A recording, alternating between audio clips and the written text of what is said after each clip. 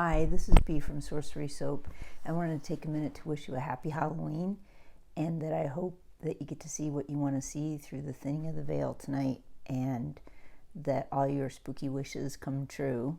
If you have tricks and treats tonight, I hope that they're all pretty reasonable. Today we took a little walk over to a haunted hospital that is 20 minutes from our house. Well, by walk it is 20 minutes, and somebody happened to be there, and we'd admired the building before, thinking, oh, wouldn't that be fabulous to have that building? It's huge, by the way. And somebody happened to be there, and they told us a little bit about what's happening, so we're going to go take a tour this evening. So that's going to be our spooky evening, which I'm really excited for, and I'll report back to you if I see anything. But I got there and it felt very busy, so that could be interesting. Anyway, I hope that you get inspired and that your spooky inspiration lasts the rest of the year.